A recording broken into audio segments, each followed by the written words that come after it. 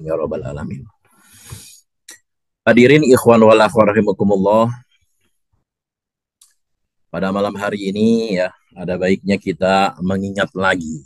Ya, apa-apa berulang-ulang. Karena yang akan saya sampaikan adalah sesuatu yang insya Allah sudah pada tahu atau paling tidak pernah mendengar. Ya, sudah pada tahu atau paling tidak sudah pernah mendengar. Karena sudah bermanakib ini atau mengamalkan ajaran ini, mendengar khidmat ilmiah, baik di buku, baik oleh pengesabah maupun di buku, maupun oleh para kiai, sudah sering kita ya, dan kita nyaman, tentram, senang gitu ya, bahagia kita dengan mengamalkan ajaran Thariqah Qadiriyah Naqsabandiyah Mahasuri Al-Sinara Safi PKN. Tapi walaupun sudah tahu atau pernah mendengar, namun barangkali kita sering lupa gitu ya. Oh iya, jangankan mendengar, yang bicara aja, ya, yang mulut aja yang bicara suka lupa. Kan Bapak dulu yang menyampaikan, oh iya ya lupa. Nah itulah manusia biasa ya, biasa itu ya. Karena kita manusia biasa, maka kita selalu mengingatkan sama dengan talqin, jadidu imanakum ya.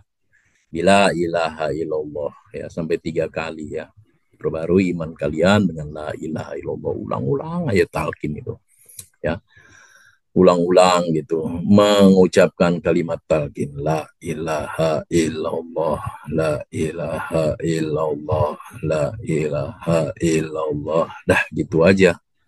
Itu milik kita, punya kita, anugerah dari Allah Subhanahu wa taala. Jadi kalau lupa itu biasa ya, manusia biasa, sebagaimana Allah Subhanahu wa taala juga berfirman, Auzubillahi minasyaitonirrajim, qul innama ana basyarum mithlukum yuha ilayya annama ilahukum ilahu wahid faman kana yarju liqa'a rabbih falyamal amalan sholiha wala yusrik bi ibadati rabbih ahada. Ditegaskan oleh Allah, katakanlah Muhammad, Kul, katakanlah Muhammad, innama sesungguhnya aku ini hanya seorang manusia seperti kamu. Innama ana basyarum mislukum. Ya. Sungguhnya aku ini hanya seorang manusia seperti kamu yang telah menerima wahyu. Yuha ilayya, yang telah menerima wahyu. Bahwa sesungguhnya Tuhan kamu adalah Tuhan yang Maha Esa. Nah, kata Tuhan yang Maha Esa itu ada dalam Al-Quran ya. Makanya wajar kalau kita baca Pancasila, satu, ketuhanan yang Maha Esa. Gitu. Ya, annama ilahukum ilahu wahid. Itu artinya Tuhan yang Maha Esa. Sesungguhnya Tuhan kamu adalah Tuhan yang Maha Esa. Maka barang siapa mengharap pertemuan dengan Tuhanmu, pamangkana yarju liqa'a rabbih, fal ya'mal amalan solihah, maka hendaklah dia mengerjakan kebaikan, kebajikan. Wala yusrik bi ibadati rabbihi ahada. Maka hendaklah ia mengerjakan kebajikan dan janganlah dia menyekutukan dengan sesuatu pun dalam beribadah kepada Tuhannya. Quran surah Al-Kahfi ayat 110. Sebagaimana Nabi Muhammad SAW juga manusia seperti kita ya. Tapi bedanya beliau itu telah menerima wahyu. Yuha ilayya. Telah menerima wahyu. Sedangkan kita tidak. Gitu. Jadi pengikut saja, follower gitu ya. Ngikut pada pengesabah. Hadirin ikhwan wal rahimakumullah. Kita sering mendengar guru-guru kita ya mengutip firman Allah Subhanahu wa taala. A'udzubillahi minasyaitonirrajim. Wa nafsi wa ma sawwaha. Demi jiwa serta penyempurnaan ciptaannya. Tuh. Kalau tafsir terjemahan umumnya begitu ya. Kalau ditafsirkan oleh ahli tafsir ya, Profesor Quraish Shihab diantaranya itu, demi jiwa dan dia Tuhan Allah yang menyempurnakannya. Gitu. An surah Asy-Syams ayat 7. Nah, di sini wa nafsi wa ma sawwaha. Nafsi. Nafsi menurut Profesor Quraish Shihab ya. Beliau ini ada ahli tafsir, punya kitab banyak, tulis buku, ada kitab terkenal tafsirnya itu Tafsir Al-Misbah tuh di belakang itu ya. Di buku nggak kelihatan ya. Tafsir Al-Misbah. Di dalam Al-Quran, nafsi itu kata beliau ada 3 pengertiannya. Yang pertama, pengertiannya adalah yang berarti jiwa, nyawa. Nah, itu ya, nafs, jiwa, nyawa. Ya, saya tambahin mungkin ruh gitu ya. Kolbu, hati, fuad, syir. Nah, itu nafs ya. Jiwa atau nyawa. Sebagaimana firman Allah Subhanahu wa taala dalam Al-Qur'an juga, kullu nafsin dha'iqatul maut tsumma ilaina turja'un. Kemudian setiap yang bernyawa, kullu nafsi ya. Setiap yang bernyawa akan merasakan mati. Kemudian hanya kepada kamu dikembalikan. Quran surah Al-Ankabut ayat 57. Nafs di sini berarti jiwa. Nah, yang kedua, perhatikan ya. Nafs itu bermakna manusia secara utuh atau totalitas, kata beliau. Bukan hanya jiwa, bukan hanya raga. Secara utuh yang dimiliki oleh manusia itu, kemampuan, otak, berpikir, kepintaran, ya, ilmu, segala yang ada pada diri kita, waktu, ya, tenaga, kekuatan, suara, harta, benda, itu semua yang ada pada diri kita itu nafs secara totalitas. Ya, yang kedua, sebagaimana firman Allah Subhanahu wa taala, imfiru khifafau wasiqalau wajahidu bi amwalikum wa ampusikum fisabilillah dzalikum khairul lakum in kuntum ta'lamun. Berangkatlah kamu baik dengan rasa ringan maupun dengan rasa berat dan berjihadlah. Wajahidu bi amwalikum wa ampusikum. Nafs, berjihadlah dengan harta dan jiwamu di jalan Allah.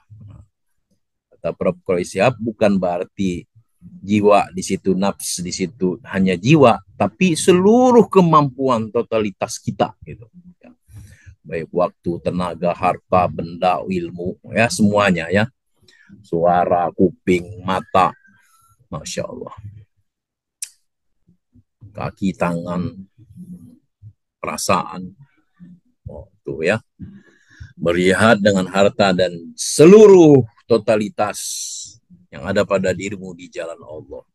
Yang demikian itu adalah lebih baik bagimu jika kamu mengetahui. Quran surah At-Taubah ayat 41. Kata ampusikum, ya, sekali lagi, di sini bukan hanya bermakna jiwa kalian, tapi yang dimaksud adalah totalitas, yakni berjihad dengan tenaga, pikiran, waktu, dan lain-lain. Totalitas yang ada pada diri manusia. Nah, yang ketiga, ya, pengertian nafs tadi ada 3, ini yang ketiga. Nafs ialah potensi yang mengandung seseorang, yang mendorong seseorang untuk melakukan sesuatu. Nah, perhatikan nih, nafs ialah potensi atau sebuah iming-iming ya yang mendorong seseorang, mendorong manusia untuk melakukan atau berbuat sesuatu, baik itu baik maupun buruk. Nah, itulah nafsu. Jadi nafs pertama adalah jiwa, nafs kedua manusia secara totalitas, nafs yang ketiga nafsu kalau bahasa kitanya ya. Nafsu, udah tahu kalau nafsu ya, nafsu makan ya, nafsu marah, emosi, nafsu seks juga ya, nafsunya itu nafsu itu ya, nafsu. Nah, nafsu ini menurut Al-Quran ada 3 juga. menurut Al-Quran ya, tapi kalau menurut kajian lebih mendalam lagi ada 7 tingkatannya ya. Nafsu. Di dalam Al-Quran disebutkan satu nafsu mutmainnah, dua nafsu lawwamah, dan tiga nafsu ammaroh. Nah, apa tadi? Mutmainnah, lawwamah, ammaroh. Nafsu mutmainnah ini jiwa yang sudah terkendali, ya tenang dia, hujan tenang, panas kemarau tenang ya, banyak duit tenang, bokek juga tenang ya, sehat tenang, sakit juga tenang gitu. Semua di segala keadaan dia tenang saja gitu ya. Jiwa yang sudah mutmainnah, jiwa yang sudah terkendali, jiwa yang sudah tenang. Sebagaimana firman Allah Subhanahu wa taala, ya ayyatuhan nafsul mutmainnah. Ya wahai jiwa yang tenang. Su mutmainnah. Quran surat Al-Fajr ayat 27. Tenang itu kata pengesabah mustawan ya, kata pengesabah mustawan. Kalau senang tidak terlalu senang, kalau sedih tidak terlalu sedih ya. Mustawan aja.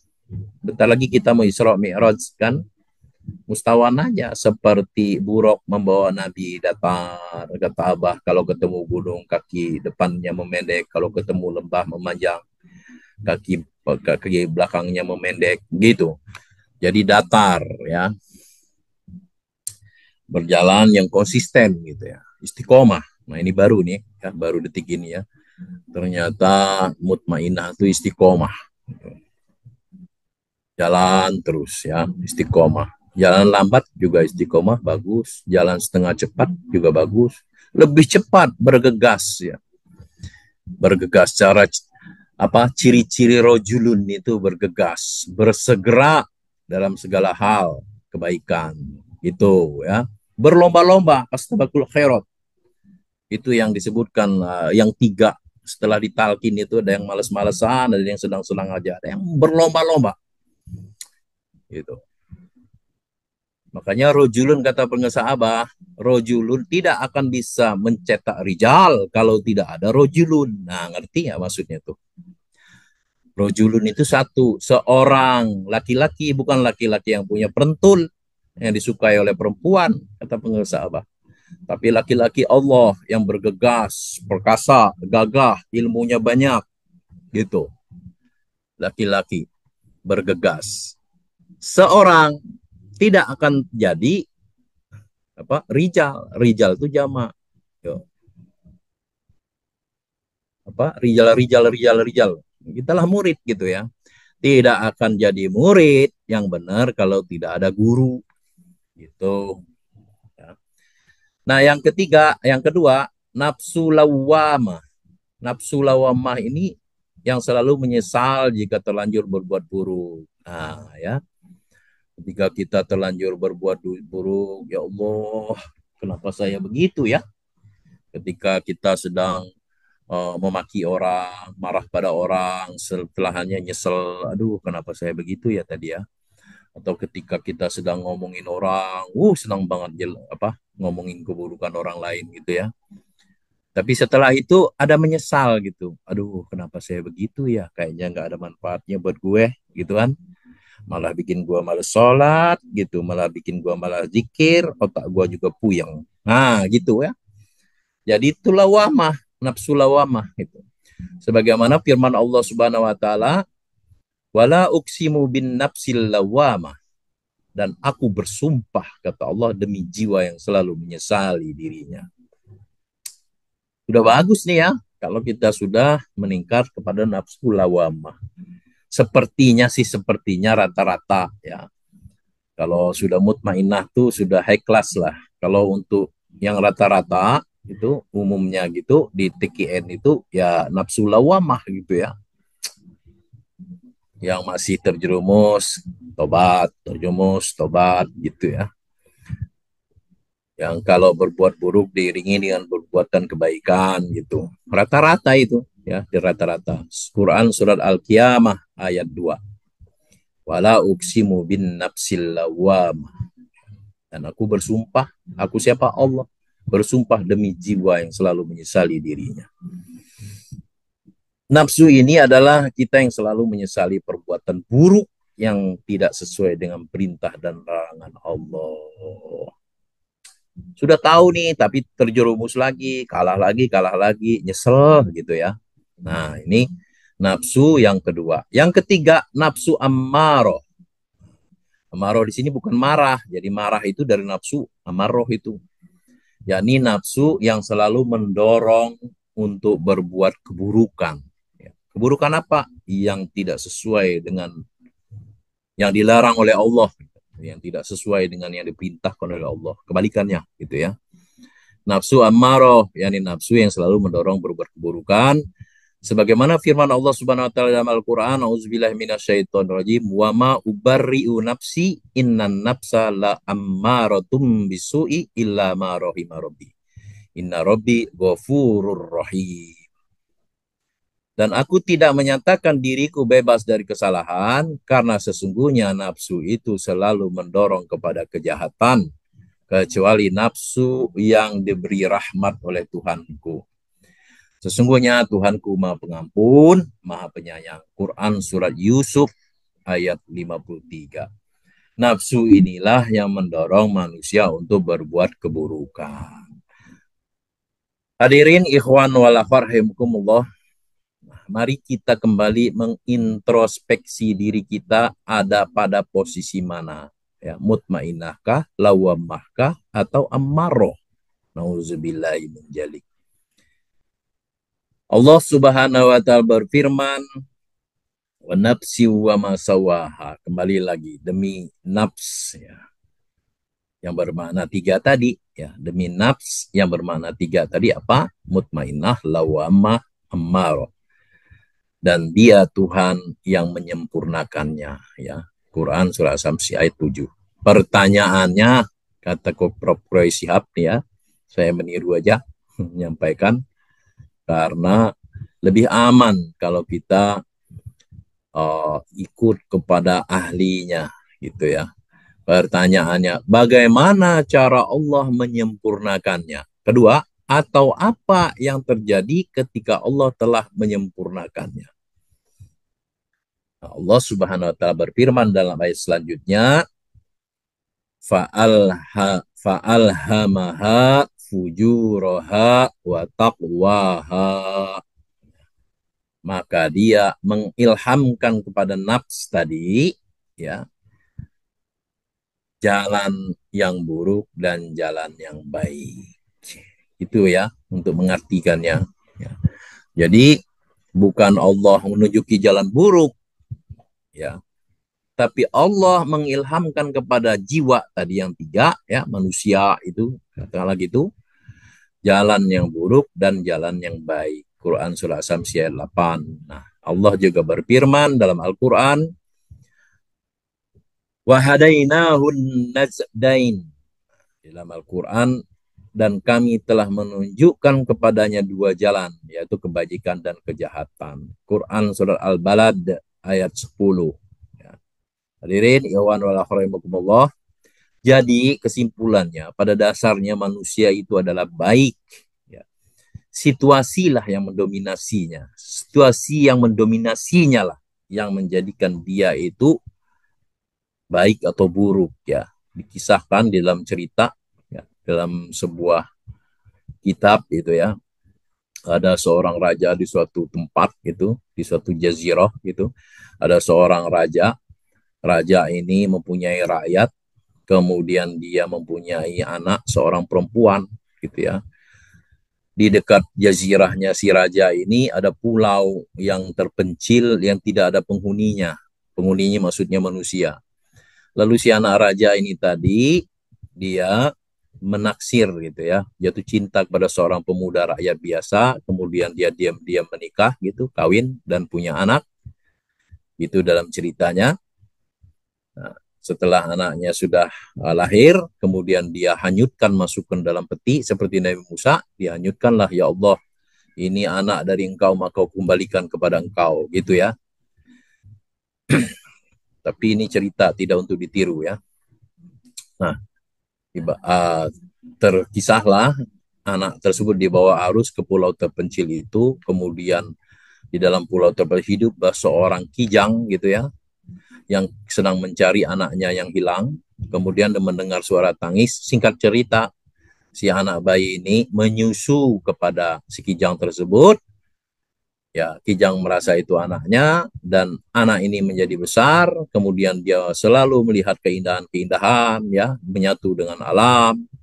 Kemudian karena dia punya manusia, berpikir punya akal, kemudian dia menyeberang menuju pulau tempat ayah dan budanya tersebut.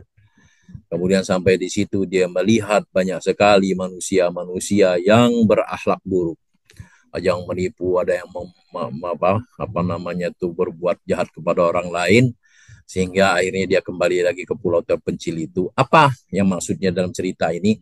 Untuk menegaskan bahwa manusia itu jika tidak ada unsur lain, ya, manusia yang mempengaruhinya, lingkungan yang mempengaruhi, maka sesungguhnya dia adalah baik. Lingkungan, ya, lingkungan yang mempengaruhi dirinya, apakah dia berbuat buruk ataupun berbuat baik. Nah, gitu ya. Makanya kita dianjurkan untuk bergaul kepada orang-orang baik gitu. Jangan bergaul kepada orang-orang yang buruk, maka akan nular buat kita. Nauzubillahi min dzalik. Dalam hadis Nabi SAW bersabda, kullu mauludin yuladu alal fitrah fa abawahu yuhawwadanihi wa yumajjisanihi au yunassironihi. Setiap anak yang dilahirkan di atas fitrah suci. Kedua orang tuanya lah yang menjadikan dia Yahudi, Majusi, atau Nasrani. Jadi kalau dia hidup sendirian tadi sebenarnya baik gitu, fitrah gitu ya. Nah, oleh karena itu Allah Subhanahu wa taala berfirman, A'udzubillahi minasyaitonirrajim, ya ayyuhalladzina amanu dkhulu fis-silmi kafah wa la tattabi'u khutuwatis syaiton innahu lakum aduwwum mubin. Wahai orang-orang yang beriman, masuklah ke dalam Islam secara keseluruhan. Dan janganlah kamu ikuti langkah-langkah setan. Sesungguhnya ia itu musuh yang nyata bagimu. Quran surah Al-Baqarah ayat 208, ya, sering diikuti oleh pengesabah. Hadirin ikhwan wala rahimakumullah, Allah Subhanahu wa taala berfirman buat perenungan kita, ya ayyuhal insanu ma gharraka birabbikal karim, ya. Wahai manusia, apakah yang telah memperdayakan kamu berbuat durhaka terhadap Tuhanmu yang Maha Pengasih? Alladzi khalaqaka fasawwaka fa'adalaka, yang telah menciptakan kamu lalu menyempurnakan kejadianmu dan menjadikan susunan tubuhmu yang seimbang. Ya. Kalau haus minum ketika airnya penuh di dalam kencing, ya. Bayangkan kalau kita tidak bisa kencing. Masya Allah. Quran surah Al-Infitar ayat 7. Ya. 7 ayat 6 dan 7. Hadirin ikhwan wal akhramukumullah, kalau kita menyadari sesungguhnya akan nikmat dari Allah Subhanahu wa taala, nggak perlu jauh-jauh kita mengkaji diri kita sendiri, maka sesungguhnya kita tidaklah pantas mendurhakai ya Allah.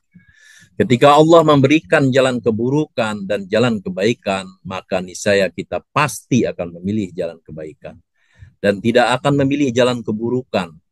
Allah Subhanahu wa taala berfirman, qad aflaha man zakkaha. Sungguh beruntung orang yang mensucikan jiwa itu. Quran surah Al-Syams ayat 9. Tapi kenapa kita masih mendurhakai ya Allah? Profesor Khairul Shihab menjelaskan itu karena kita tidak mampu mengendalikan nafsu kita dan juga akibat dari godaan setan. Nafsu itu diibaratkan seorang anak kecil, kalau membiarkan dia menyusui, maka dia akan menyusu terus, ya, sampai tua, ya, barangkali ya. Tapi kalau kita menyapihnya 2 tahun disapih, maka ia akan berhenti menyusu pada ibunya. Itulah nafsu. Nah hadirin, ketika si ibu akan menyapihnya, ya, pasti terasa berat. Demikianlah kita ketika kita ingin menghentikan nafsu kita yang terasa nikmat yang menipu ini, maka pasti terasa berat karena kasihan sama anaknya ya, kalau seorang ibu. Tapi ketika itu dipaksakan, akhirnya bisa juga anak itu berhenti menyusu. Itulah nafsu. Ya, kalau kita tega dikit ya untuk menyiksa nafsu kita, membatasi, mengendalikan nafsu kita, maka nafsu kita akan lenyap. Ya, nafsu ammaroh itu akan lenyap dari diri kita, dan itulah tujuan kita untuk bertorikoh dengan banyak-banyak mengucapkan kalimat la ilaha illallah. Berbeda dengan setan nafsu itu tadi, setan itu kata Prof. Syihab, yang penting bagi dia adalah kita rugi. Ya. Kalau tidak rugi besar, ya kita rugi kecil minimal. Kalaupun tidak rugi kecil, ya yang penting bagi setan itu kita tidak untung. Ya. Tetapi kata Prof. Syihab, walaupun kita sudah tidak untung, ya setan itu tidak akan berhenti, dia akan terus melangkah lagi agar kita rugi kecil. Kalau sudah rugi kecil, dia terus melangkah lagi agar kita menjadi rugi besar. Itulah maknanya Al-Quran mengatakan kutuwati syaiton, langkah-langkah setan. Sebagaimana firman Allah Subhanahu wa taala yang tadi saya kutip, ya ayyuhalladzina amanu khulu fis silmi kafah wa la tattabi'u khutuwati syaiton innahu lakum aduwwum mubin. Wahai orang-orang yang beriman, masuklah ke dalam Islam secara keseluruhan dan janganlah kamu ikuti langkah-langkah setan. Ya, sungguh ia musuh yang nyata bagimu. Quran Surah Al-Baqarah ayat 28. Hadirin, ikhwan wa rahimakumullah. Allah Subhanahu wa taala berfirman, wa qad khaba man dassaha, dan sungguh rugi orang yang mengotorinya. Quran Surah As-Samsi ayat 10. Prof. Quraisy memanai dengan memendam, bukan mengotori. Memendam berarti tidak menyalurkan nafsu di jalan Allah. Sebagai penutup, bagaimana caranya agar nafs, jiwa, hati kita baik, menjadi nafs yang terkendali. Tidak lain, kita harus membentengi nafs dari godaan setan, laknatullah, dengan banyak-banyak berzikir kepada Allah, baik zikir jahar maupun zikir khafi.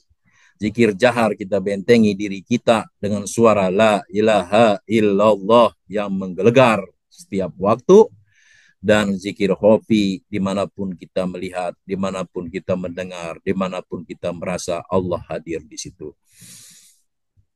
Demikian khutbah khidmat ilmiah singkat ini, semoga ada manfaat buat kita semua, terutama buat saya sendiri, buat ikhwan wal akhwat semuanya. Allah berkahi semuanya, segalanya, selamanya, senantiasa diistiqomahkan, dimampukan, dibisakan selalu bersama guru agung kita, mengamalkan, mengamankan, melestarikan ajaran Thariqah Qadiriyah Naksabandiyah Mahasudiyah Sinarasa PBKN bi barakati karomah habaus al-fatihah. Auzubillahi minasyaitonirrajim. Bismillahirrahmanirrahim. Alhamdulillahirabbil alamin arrahmanir rahim maliki yaumiddin. Iyyaka na'budu wa iyyaka nasta'in. Ihdinas siratal mustaqim siratal ladzina an'amta 'alaihim ghairil maghdubi 'alaihim waladdallin. Amin. Hadanallahu wa iyyakum. Hadanallahu wa iyyakum ajma'in. Assalamualaikum warahmatullahi wabarakatuh.